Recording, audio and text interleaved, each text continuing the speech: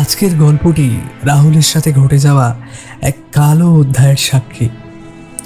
এটা তার জীবনের এক অভিশপ্ত অতীত, যা আজও তার মনে পড়লে সারা শরীরের লোম খাড়া হয়ে যায়। তবে আজও এই ঘটনার কোনো সঠিক ব্যাখ্যা সে বের করতে পারেনি।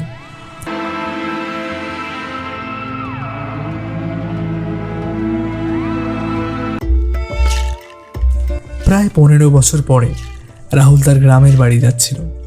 রাহুল পেশায় একজন স্কুল শিক্ষক ছিল। তার বাবা মা মারা যাওয়ার পর সে আর গ্রামে যায়নি।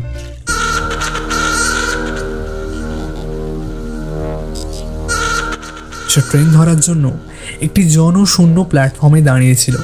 সেই প্ল্যাটফর্মে একটি দোকানও ছিল না।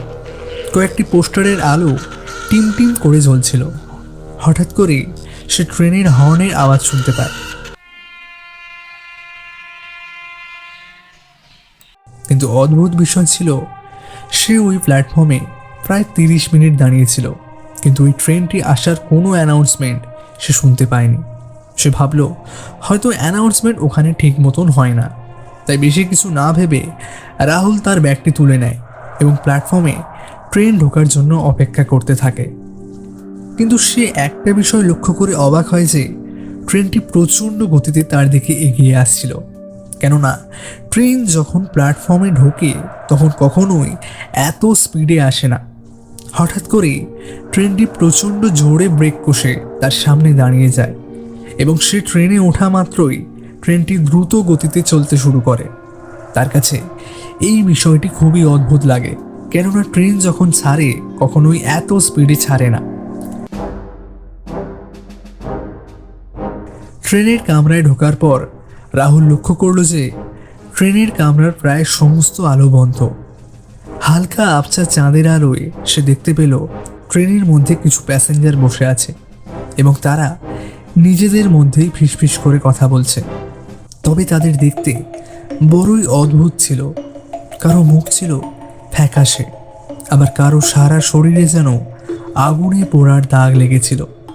রাহুল তাদের পাশ কাটিয়ে নিজের সিটের দিকে যেতে থাকে, কিন্তু অদ্ভুত বিষয়, যাওয়ার সময় সে লক্ষ্য করল সবাই তারই দিকে এক অদ্ভুত দৃষ্টিতে তাকিয়ে আছে এবং তাকে যেন কিছু একটা বলার চেষ্টা করতে চাইছে। তবে রাহুল সেসব পাত্তা না দিয়ে নিজের সিটে গিয়ে ঘুমিয়ে পড়ে।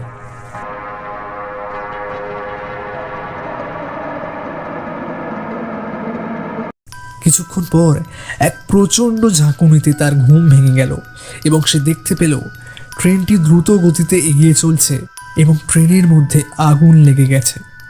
তার আশেপাশে বসে থাকা অন্যান্য প্যাসেঞ্জারের গায়ে আগুন লেগে গেছে এবং তারা সবাই চিৎকার করছে।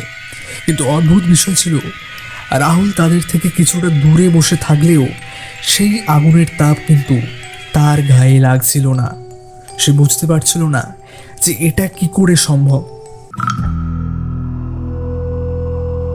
হঠাৎ করে তার চারিপাশে আগুন ছড়িয়ে পড়ে। প্যাসেঞ্জারেরা অগ্নিদগ্ধ অবস্থায় ট্রেনের মধ্যে ছুটোছুটি করতে থাকে। রাহুলকে চমকে দিয়ে একটি অগ্নিদগ্ধ শরীর তার সামনে এসে দাঁড়ায় এবং চিৎকার করে তাকে কিছু বলার চেষ্টা করতে থাকে, কিন্তু তীব্র চিৎকারের জন্য রাহুল তার কোনো কথাই বুঝতে পারে না।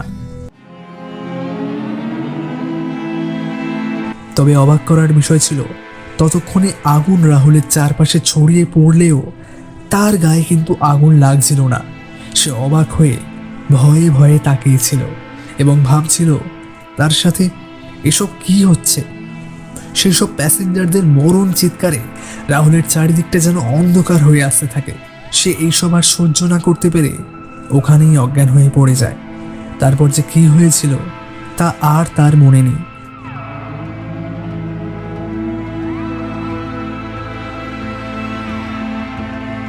এরপর রাহুলের যখন জ্ঞান ফেরে, সে নিজেকে হাসপাতালের বেডে দেখতে পায়। তার সামনে পুলিশ দাঁড়িয়েছিল।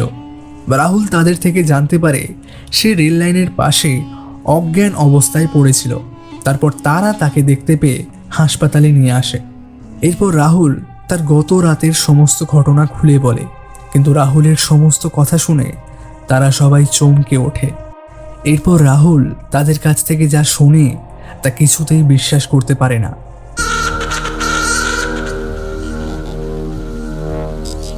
আসলে 10 বছর আগে এমনই এক রাতে গন্তব্যস্থলে যাওয়ার সময় ওই এক্সপ্রেস ট্রেনটির সমস্ত কামরায় আগুন লেগে যায় এবং কামরাগুলিতে ঘুমিয়ে থাকা সমস্ত প্যাসেঞ্জারই আগুনে পুড়ে মারা যায়। তারপর সরকার থেকে ওই ট্রেনটিকে বন্ধ করে দেওয়া হয়। এই ঘটনার স্মৃতি রাহুল আজও বহন করে চলেছে। তবে আজও সে বুঝতে পারেনি যে ট্রেনটি বন্ধ হয়ে গিয়েছিল সেই ট্রেনটি কিভাবে আবার ফিরে এলো। তারা কি তাকে কিছু বলতে চেয়েছিল, নাকি এর পেছনেও লুকিয়ে আছে কোনো অদৃশ্য অজানা রহস্য? আপনারা কি মনে করেন?